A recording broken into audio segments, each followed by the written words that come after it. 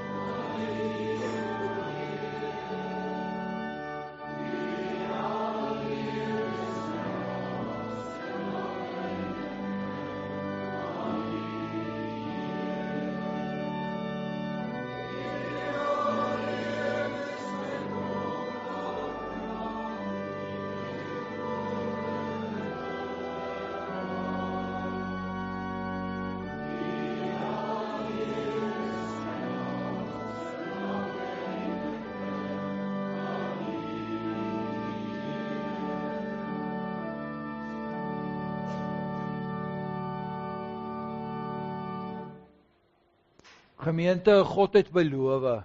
Hy het gesê, ek sal jou God wees en ook die God van jou nageslag.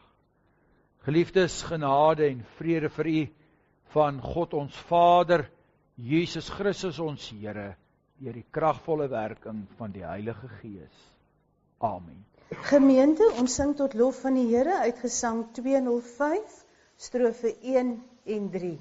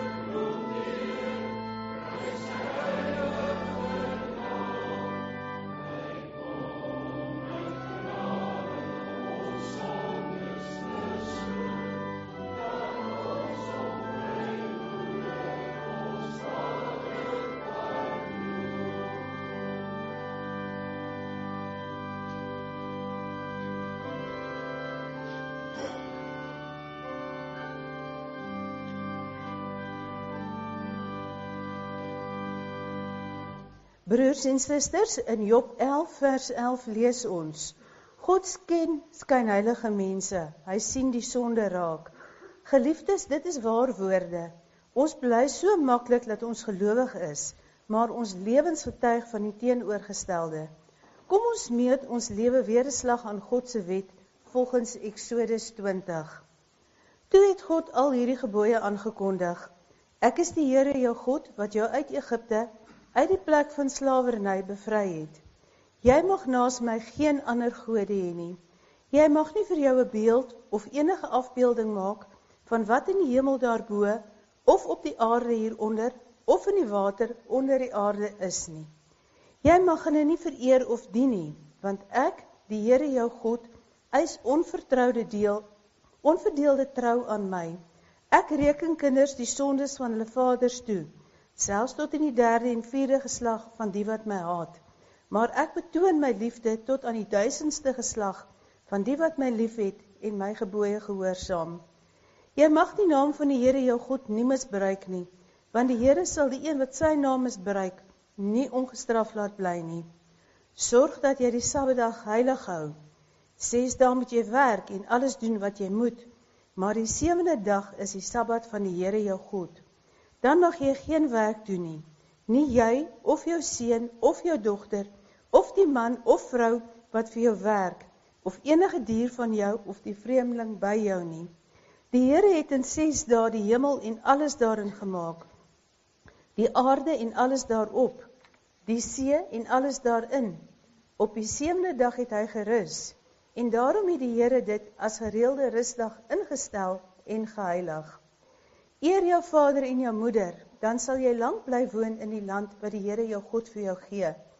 Jy mag nie moord pleeg nie, jy mag nie egbreek pleeg nie, jy mag nie steel nie, jy mag nie vals getuies teen 'n ander gee nie, jy mag nie iemand anders se huis begeer nie, jy mag nie sy vrou begeer nie, ook nie 'n slaaf of slavin, 'n bees of 'n donkie, of enigiets anders wat aan hom behoort nie. Ons het onsself aan God se wet gemeet. As ons eerlik is, sal ons besef dat ons skuldig is teenoor God en teenoor mekaar. Laat ons daarom ons skuld bely. Kom ons sing uit Gesang 232, strofe 1 en 2.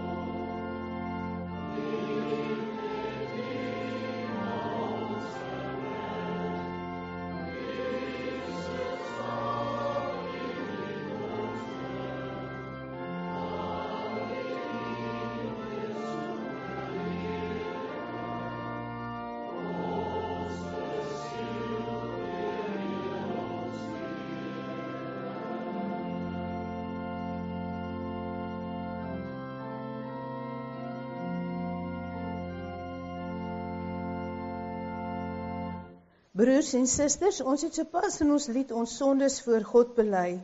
Hoor dan God se genade uit Romeine 10 vers 9 tot 10.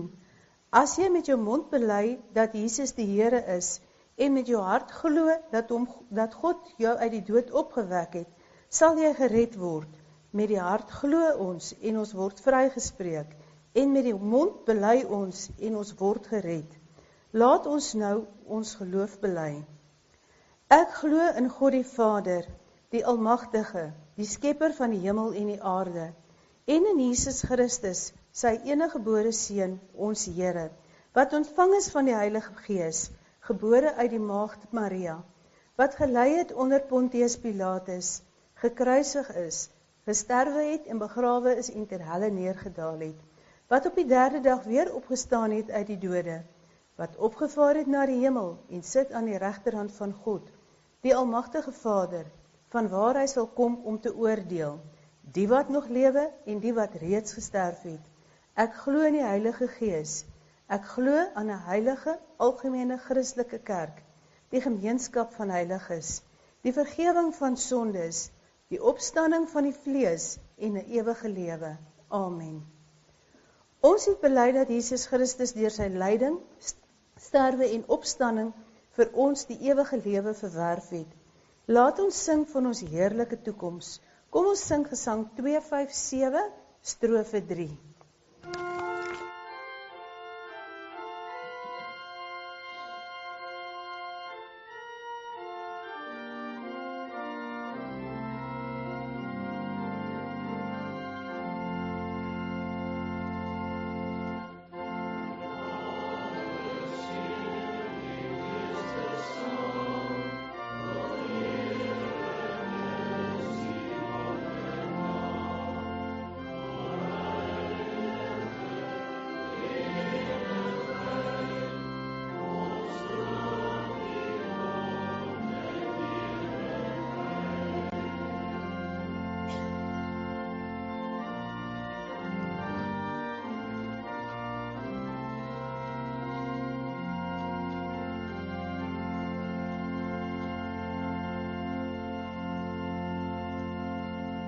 Geliefdes in ons Here Jesus Christus, voordat ons vanmôre saam lees uit die woord van die Here, terwyl ons so sit, kom ons sluit ons oë in gebed.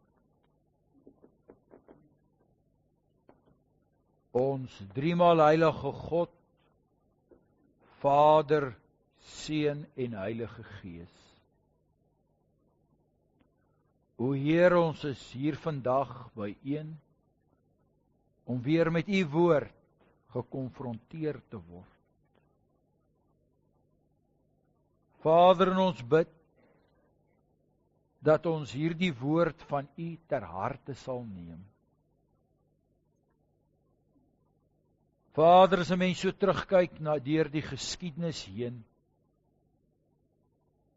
en ons kyk na u bemoeienis, u daar wees met ons as u kerk, Vader, dan sien ons net genade. En ons dank u, Here, dat ons vandag nog vanuit daardie genade kan leef. Daarom bid ons, Here, skenk aan elkeen van ons 'n dankbare hart. Ook daar, Heer, waar dit swaar en moeilik gaan, in die besonder met broers en susters in die geloof, geliefdes, wat siek is, wat swaar kry, wat bang is en onseker is.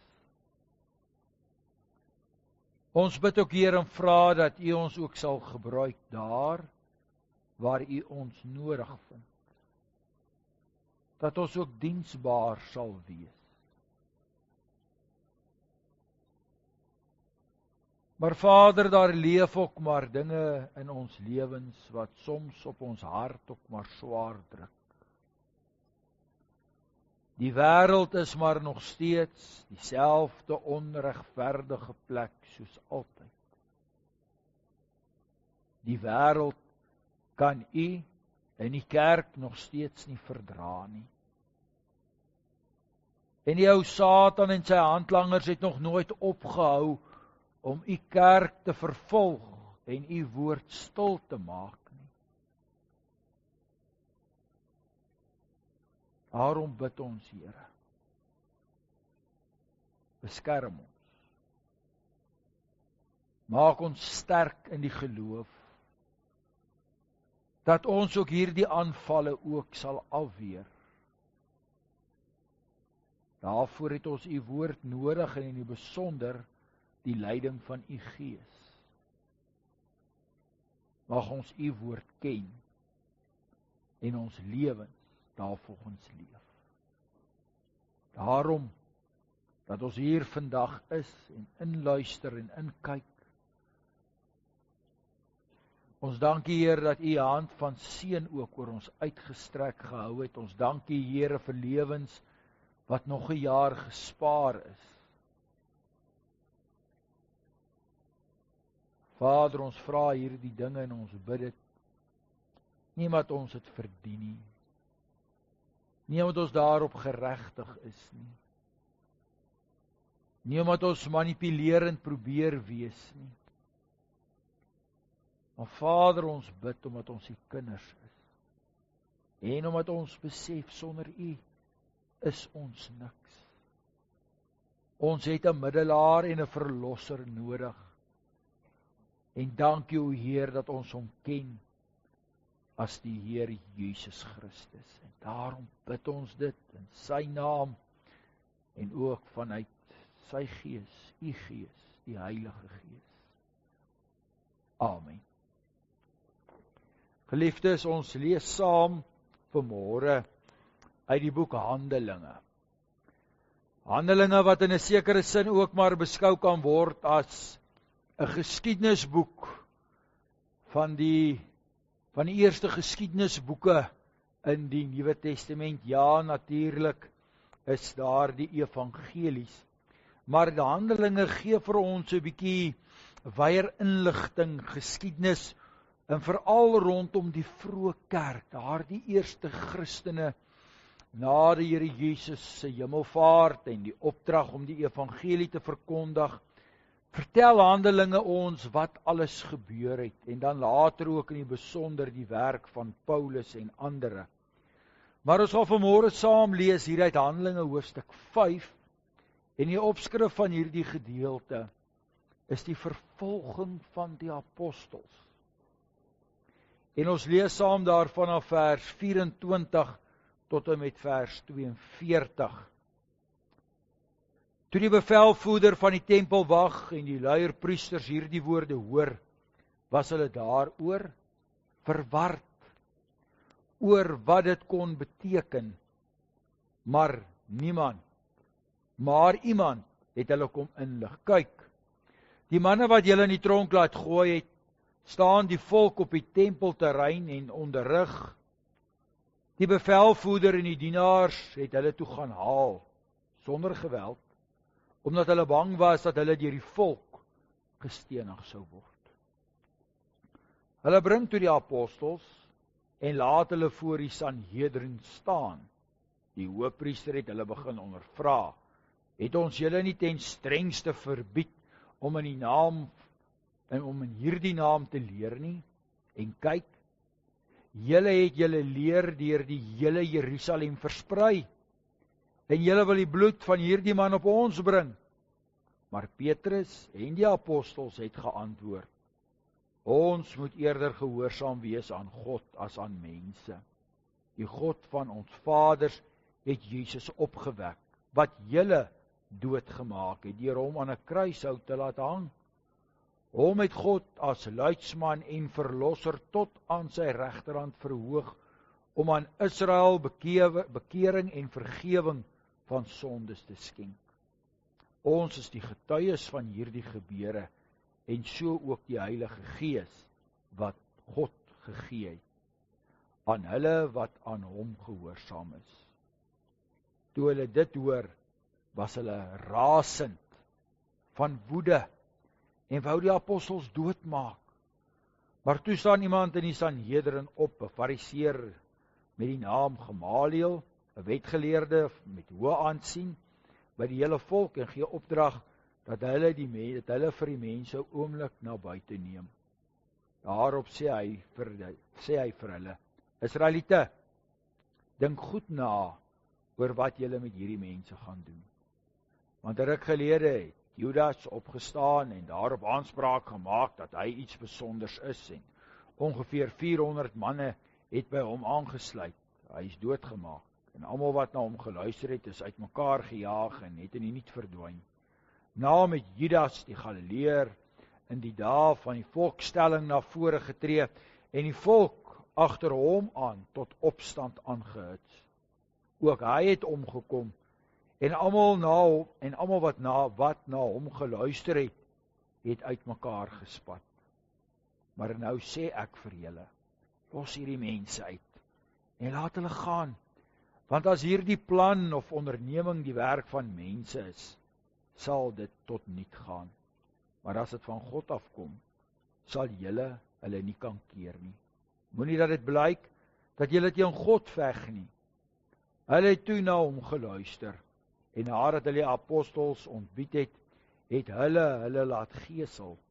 Hulle beveel om nie in die naam van Jesus te praat nie, en hulle vrygelaat. Daarna het hulle van die Sanhedrin weggegaan, bly dat hulle waardig bevind is om ter wille van sy naam skandelik behandel te word. Boonop het hulle nie opgehou om elke dag op die tempelterrein en van huis tot huis onderrig te gee nie, en ook nie om die evangelie te verkondig dat Jesus die Christus is nie. Geliefdes, tot sover ons skriflesing.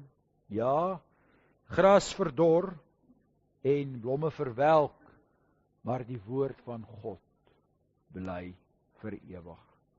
Geliefdes, ons gaan nou weer saam sing daar die baie bekende gesang 478 en ons sing daar saam strofes 1, 3 en 4.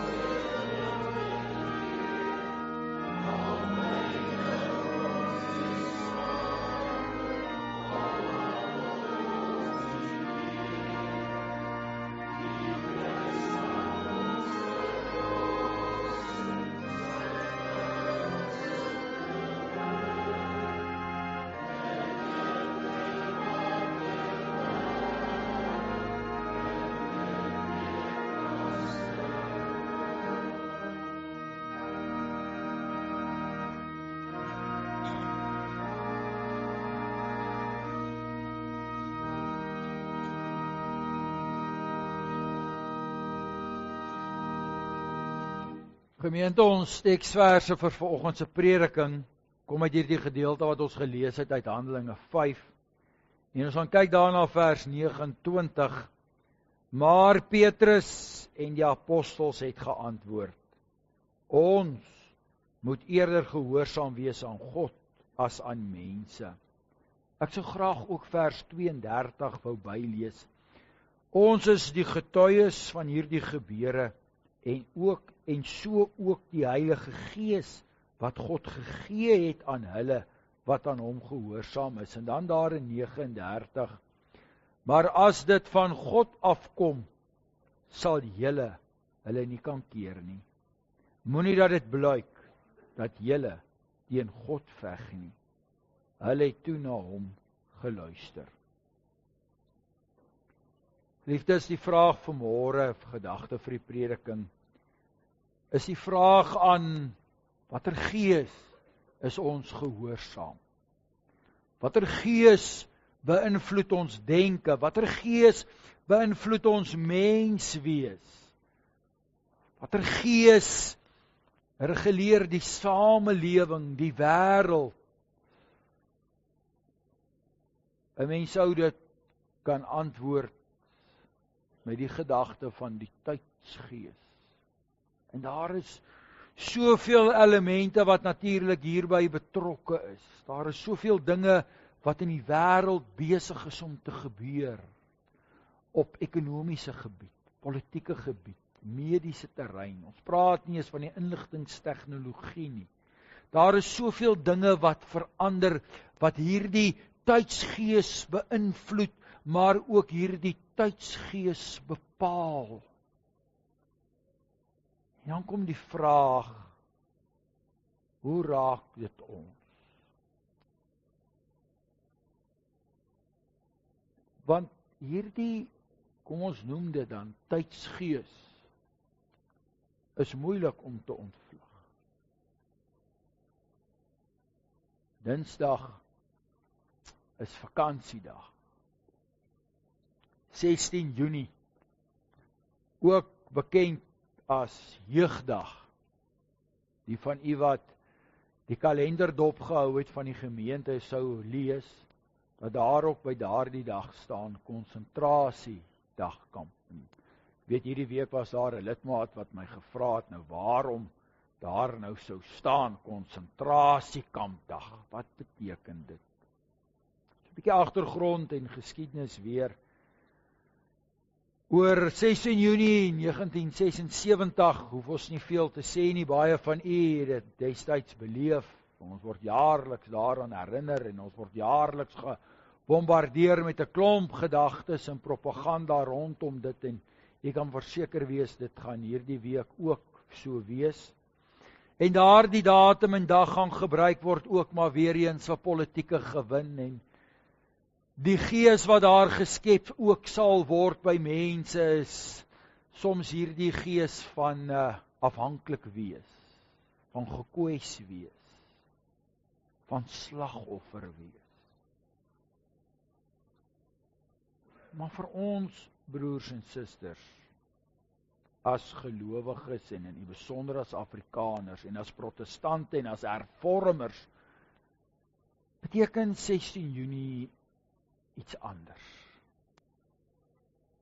Dit is nou presies 126 jaar gelede, waar twee Engelsmanne, Roberts en Kitchener, die besluit geneem het dat plase afgebrand moes word, en mense gevange geneem moes word. Natuurlik oor 'n proses plaasgevind van ongeveer 'n jaar, maar die uiteinde van hierdie beveel, hierdie besluit, was dat vrouens en kinders in konsentrasiekampe opgesluit is.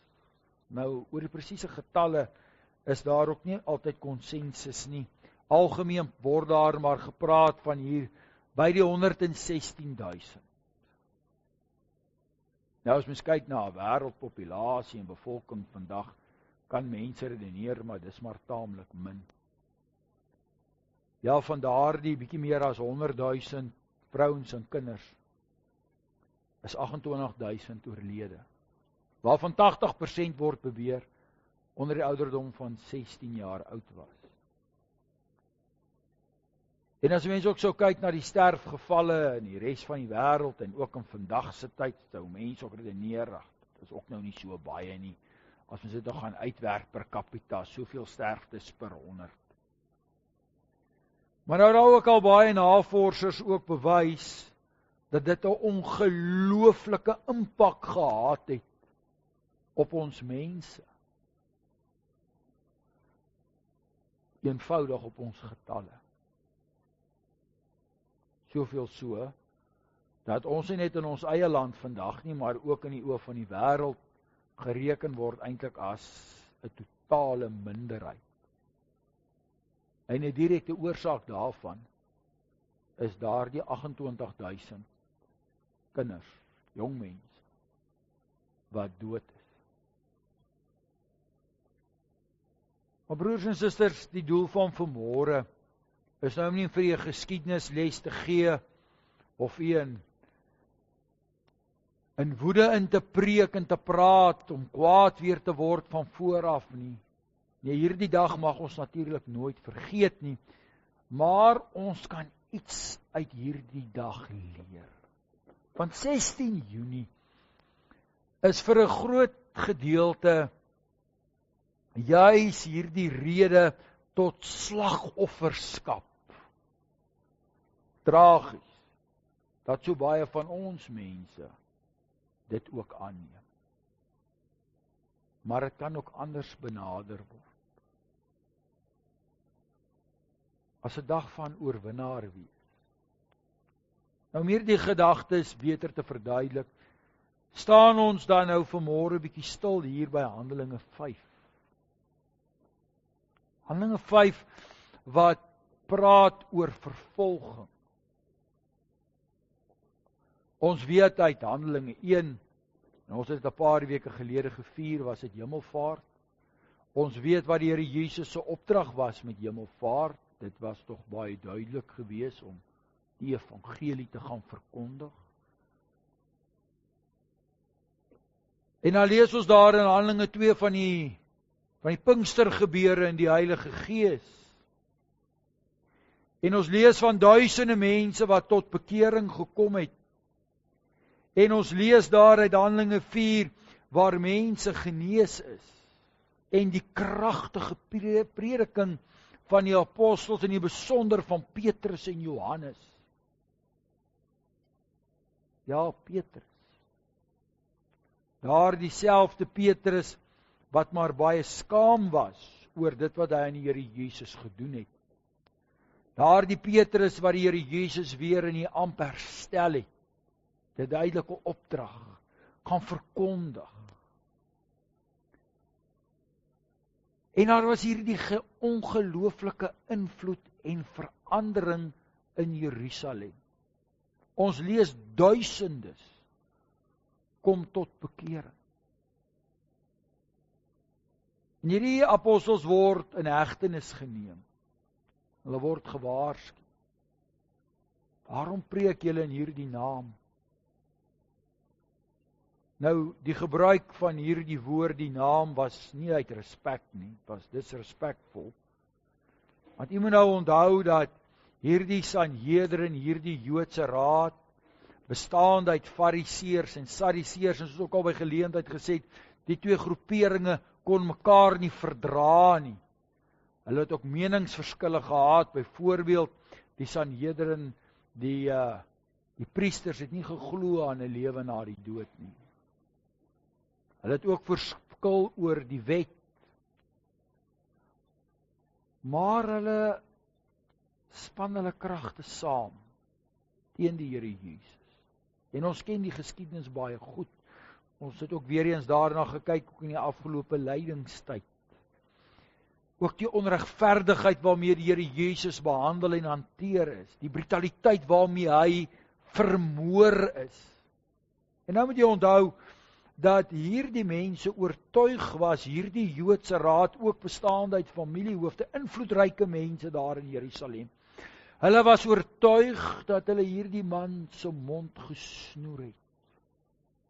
En dat sy volgelinge uitmekaar sou spat. En as gevolg van hierdie brutaliteit, sou hierdie disippels te bang wees om op te staan. En aanvanklik is dit ook waar. Ons lees in die evangelies dat hulle uitmekaar gespat het. Hulle probeer ook maar weer om met hulle lewens aan te gaan soos vroeër. Maar dan word hulle gekonfronteer met die opgestane Heer, die bevestiging van sy oorwinning oor die dood en sy duidelike opdrag.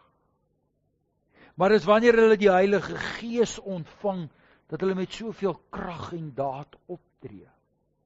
Nou vir daardie Joodse raad, daardie invloedryke mense, dit was ontstellend. Dit het hulle omkant gevang. Jy kan jouself net indink daar steek eintlik hier in Handelinge 5 eintlik 'n stuk humor hierin. Wat is besig om te gebeur? Wat gaan aan? Maar hierdie apostels gaan aan en hulle word weer in hegtenis geneem en Hulle verskyn voor hierdie raad, en dit is die priesterhoofde, hierdie Sanhedrin, wat hulle dan konfronteer. Het ons nie vir julle uitdruklik gesê, julle moet stil bly nie. Maar dan met soveel oortuiging en geloof,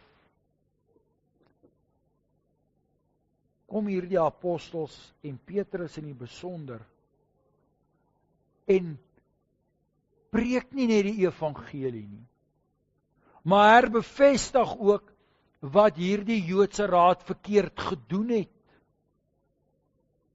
Met ander woorde, hierdie Joodse raad word direk gekonfronteer met die waarheid.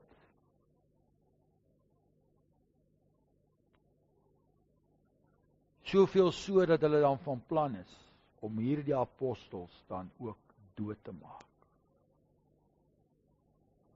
En dan ken ons die geskiedenis van Gamaliel. Ons het by vorige geleentheid, toe ons uit hierdie teksgedeelte gelees het, baie gefokus op hierdie Gamaliel, wat 'n baie invloedryke persoon was, 1000 leerlinge gehad het. Een van sy leerlinge was natuurlik Paulus ook gewees, en dat hy tot insig kom om die situasie te bestuur, baie wyse maniere, man met insig. Nou ons weet nie dat Gamaliel tot bekering gekom het nie, maar hy ontlont hierdie situasie. Maar broer en suster, die fokus vir môre lê op die vervolging. En die antwoord van hierdie apostels is om eerder aan God gehoorsaam te wees. Dis ironies.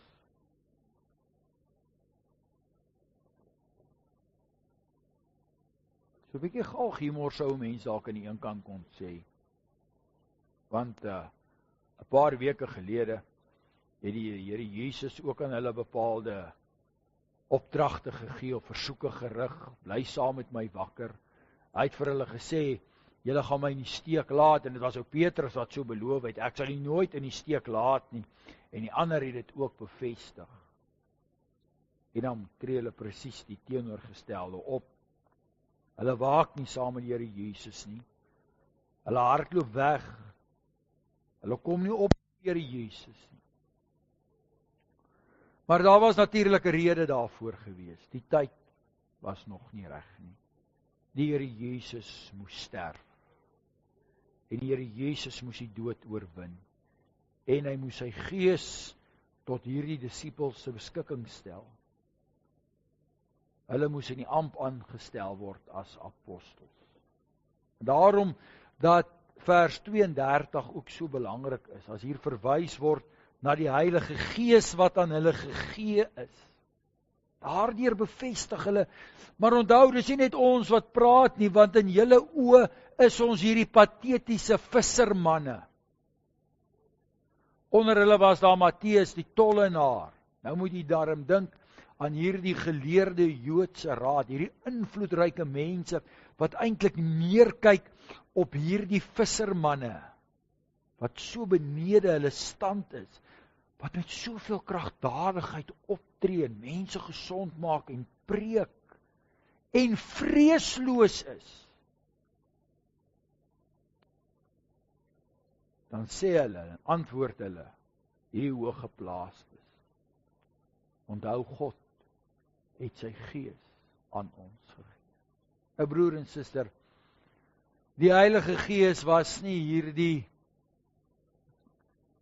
nuwe gees, soos dit soms verstaan word, daar uit Handelinge 2 nie. Nee, ons lees in die Ou Testament op baie plekke van die Here se gees. En daarom sou beide die Fariseërs en ook die Sadduseërs geluister het en verstaan het. En Gamaliel is veral die een wat dit baie mooi verstaan, as hy sê, maar as dit van God kom, gaan julle dit nie stop nie. Julle moet versigtig wees, dat julle nie teen die Here stry nie. En dan lees ons, hulle is gegeesel, hulle is geslaan, hulle is verneder, hulle is weer eens belet. Maar hierdie apostels gaan voort, en natuurlik was dit nie net die apostels nie, maar hierdie gemeente ook daar in Jerusalem, duisende mense wat tot bekering gekom het, mense wat sy lewensuitkyk verander het in die midde van vrees, of in die midde van bang wees, in die midde van onsekerheid, in die midde van vervolging. En Gamaliel skryf in die gedeelte, maar dink 'n bietjie mooi daaroor na, wat het met ander voorgangers gebeur? Hulle volgelinge het in die niet verdwyn. Was eintlik skerp insig en 'n baie skerp antwoord. Laat my dink aan 'n ouderling hier in die gemeente wat by geleentheid gesê het, iemand het vir hom gesê, maak iets van iets, dan kom daar iets, maak niks van niks, dan kom daar niks. En dis maar wat Gamaliel doen, maak niks van niks, dan kom daar niks, los hulle. Hier is 'n klomp mense wat dalk iets wat opgesweep is, maar dit sal heel waarskynlik doodloop. Want vir beide, die Fariseërs en die Sadduseërs, hierdie Joodse raad, het dit wat gebeur het nie sin gemaak nie. Dit is eintlik ook aan die ander kant tragies. Dat ten spyte en te midde van alles wat gebeur het, hierdie mense nie tot bekering kon kom nie. Hulle het die Bybel van destyds, ons het nou vandag ken die Ou Testament, die profete, die wette, het hulle tog baie goed geken. Hulle het geweet wat die Here Jesus gepreek het, hulle het geweet wat hy gedoen het. Mens dink net aan die genesing van die malaatse man. Hulle weet van die opstandingsgebeur, hulle het selfs probeer om dit te onderdruk, om leuns te verkondig. En nou is hier duisendes wat tot bekering kom. En wat hierdie leer, die evangelie aanneem met hulle lewe. En daar is verandering by hierdie mense. En ons lees ook van hierdie veranderings as ons ook Handelinge verder lees. Selfs een van Gamaliel se leerlinge, Paulus, het ongelooflike invloed daar buite in die Romeinse ryk. Gemeentes word gestig.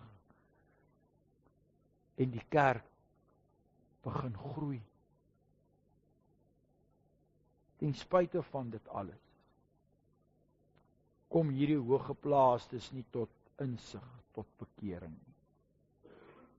Want broer en suster, die probleem was die tydsgees, die omstandighede, die politieke, die ekonomiese, die mag wat hulle beskik het, die invloed wat hulle gehad het net vir hulle te veel geweeg. Dis die gees waarna daar geluister word, dis die gees wat die invloed op hulle lewens het. Maar dan is daar die Heilige Gees.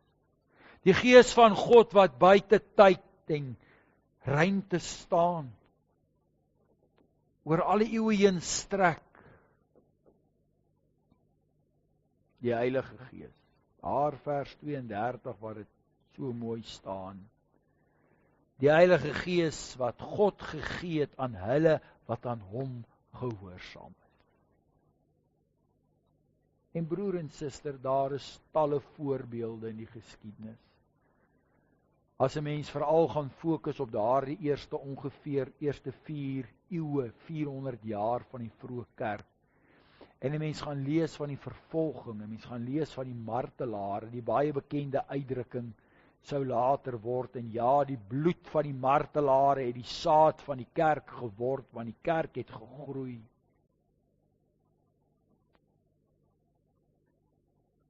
Daar is talle voorbeelde van gelowiges, gemeentes en die kerk, wat onder baie moeilike omstandighede staande gebly en selfs gegroei het. Dit bring ons, geliefdes, maar ook weer by ons eie datum, 16 Junie 1900.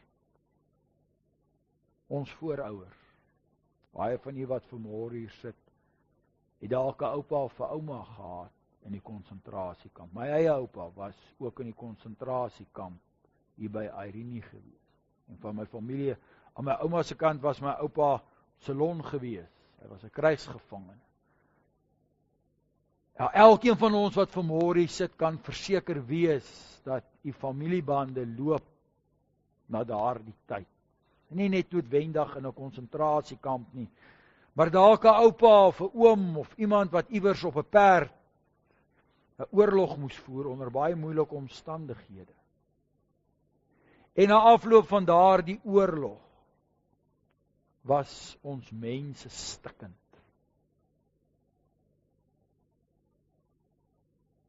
Plase was afgebrand. Mense het alles verloor.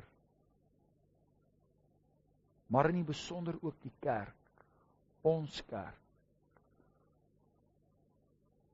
die protestantse kerk.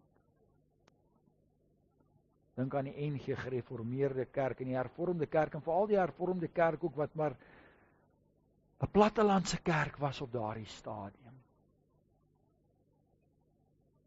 Daar was amper niks oor nie.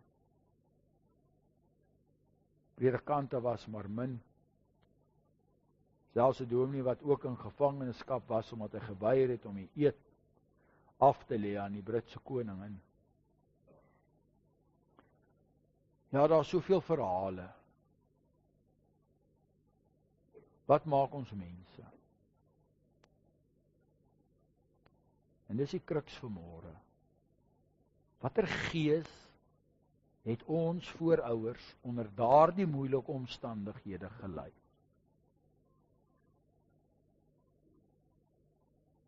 Ekonomies hulle niks gehad nie, ons verloor. Polities, alle mag. Hulle het geen invloed meer gehad nie.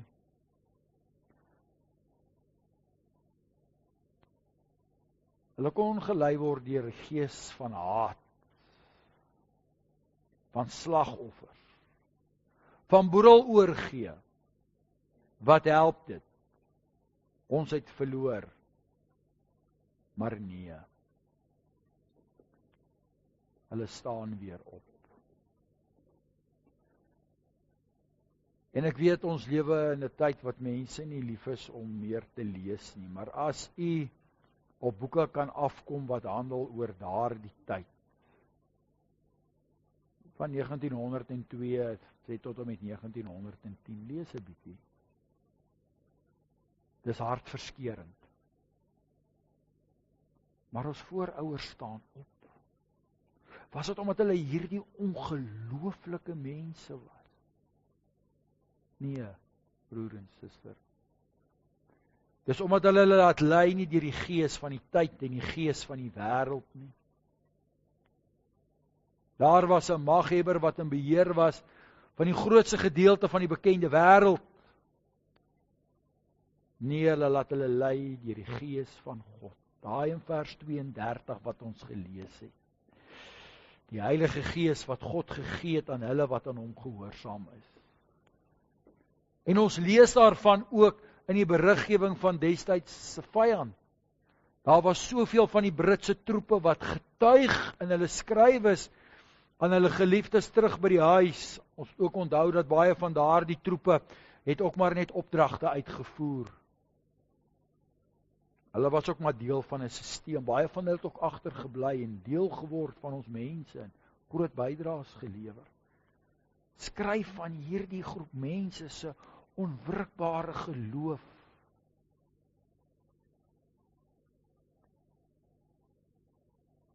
Nou broers en susters, kom ons na vandag.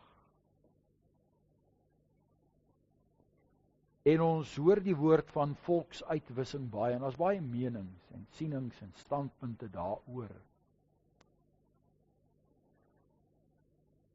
Die punt is, dit gaan nie met ons mense goed nie.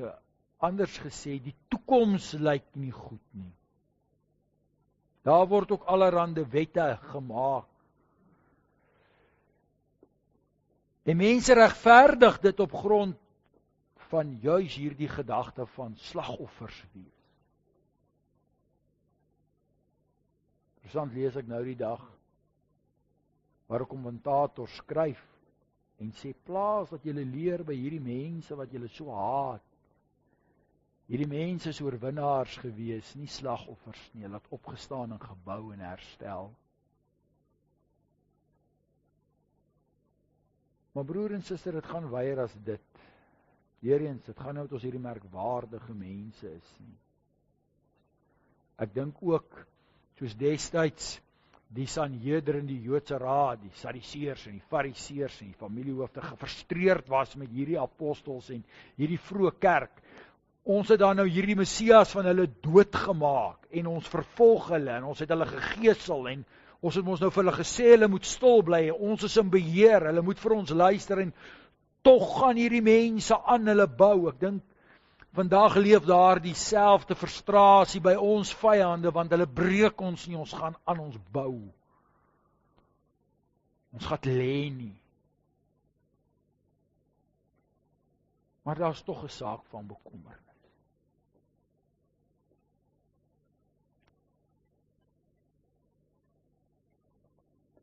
Ons moenie ons krag gaan soek in die gees van die tyd, of in die gees van weerstand, van rebelsheid, of om anders te wees, of om 'n punt te bewys. En dan, broers en susters, speel ons soos die ou mense gesê het met vuur, nee. Ons het ons krag gaan vind by die gees wat God gegee het vir die wat aan hom gehoorsaam is. Want ons moet aan God gehoorsaam wees. En dan kyk ons so oor die samelewing vandag, en ek kyk na my mense, en ek kyk in die besonder na die protestante, en ons sisterskerke, en ons wat binne 'n bepaalde geloofstradisie staan. En is tragies weer eens, hoeveel gemeentes gaan tot niet, hoeveel kerkgeboue word verkoop.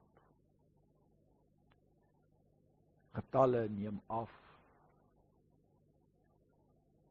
Baie van ons mense argumenteer, ons het die kerk nie meer nodig nie, natuurlik maak die saak in watter denominasie nie, maar 'n mens het 'n verantwoordelikheidsin, gehoorsaam te wees, soos ons ook gelees het in ons teksgedeelte vanmôre. Ons mense het dit nie meer nie.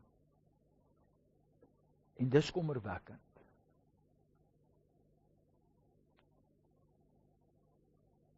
En daarom is dit elkeen se verantwoordelikheid, en dalk is daar iemand wat inluister en inkyk en dit dalk iewers eendag hoor. Ons krag lê by God. Ons krag lê in ons gehoorsaamheid aan God. Ons moet versigtig wees dat die woorde van Gamaliel nie vir ons waar word nie.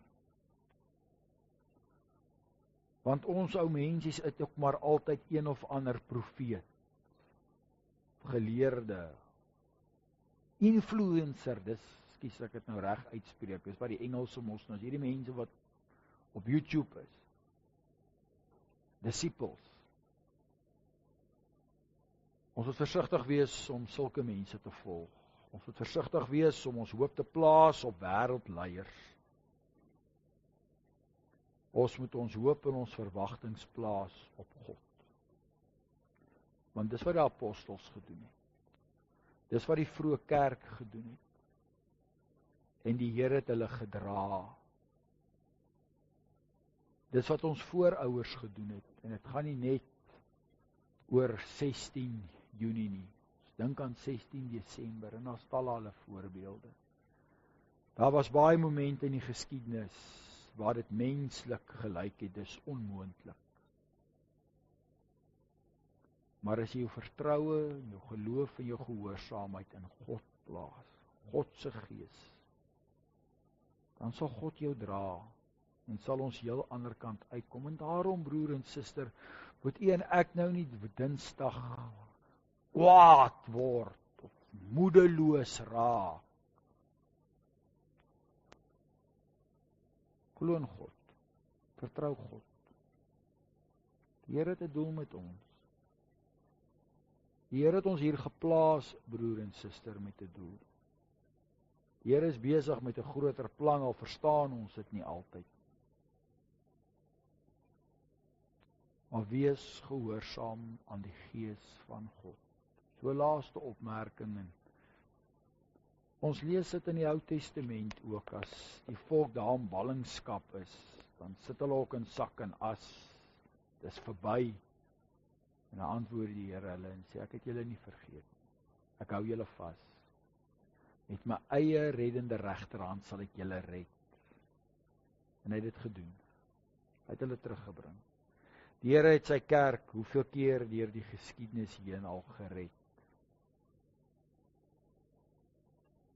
Maar 'n waarskuwing, broer en suster, nie die kerk as instituut nie die kerk as gebou nie die kerk as historiese monumente wat oor die wêreld staan nie. Die Here red sy kerk wat die evangelie van Jesus Christus verkondig. Want dis die opdrag. En daarom kan ons net bid en vra dat die Here ons sal bystaan in hierdie gemeente en as kerk, dat ons altyd die evangelie van die opgestane Heer sal verkondig sonder vrees.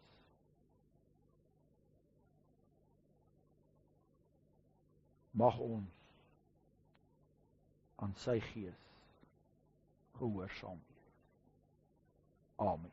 Geliefdes, laat ons saam bid.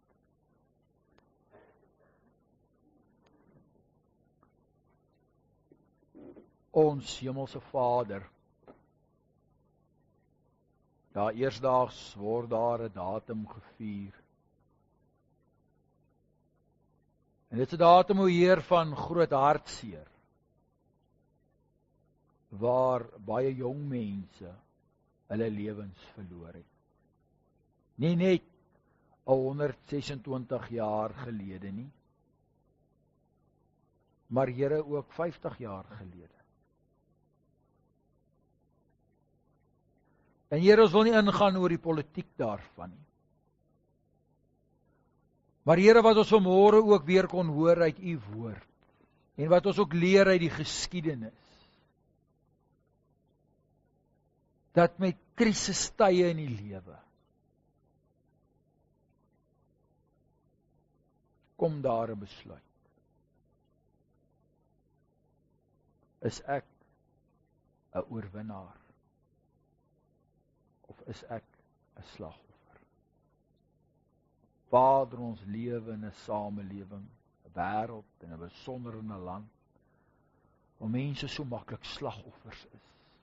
Slagoffers siekte kry, 'n verskriklike siekte, 'n dodelike siekte, want dit vernietig jou menswees.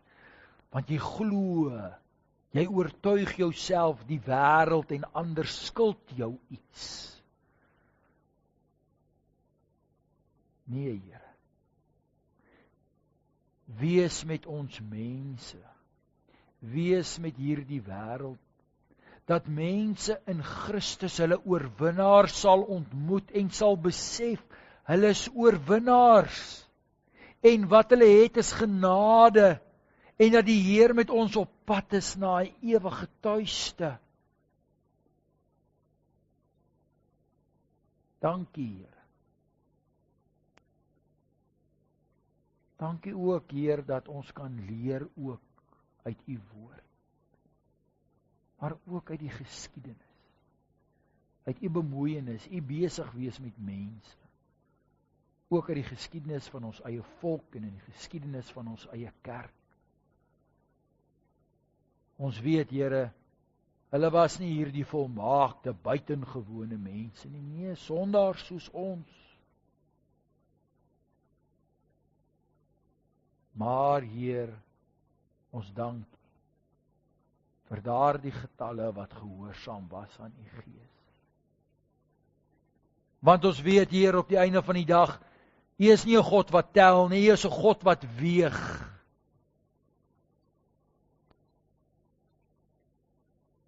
Mag ons geloof ook geweeg word in die gehoorsaamheid aan u Gees.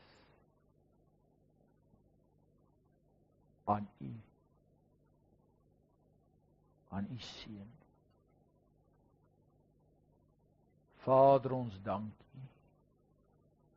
Ons het soveel om voor dankbaar te wees. Ons dank u, Heer, dat ons vyand ons nog nie kon vernietig nie.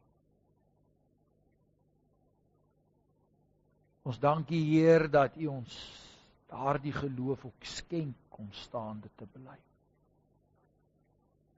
Ons praat so maklik negatief en ons leef so maklik negatief. Maar mag ons kinders en ons nageslag ook inspireer met die woorde waarmee ons vanmôre ook hierdie erediens begin het. Toe U ook gesê het, maar ek sal julle God wees en ook die God van julle nageslag. Mag ons ook ons verantwoordelikheid besef en nakom, dat ons ook vir ons kinders 'n nalatenskap sal nalaat. Nie in aardse rykdom nie, maar in die verkondiging van die evangelie, die rykdom van die ewige lewe. Dankie Heer vir hierdie gemeente, vir elke broer en suster. Dankie vir elkeen Heer wat met ywer en gebed, geloof, ook hierdie gemeente in stand hou. Wat die evangelie in woord en daad ook uitleef elke dag. So bid ons vir elke gemeente, Heer. U kerk. Maar Vader, ons bid, vergeef ook ons sonde asseblief.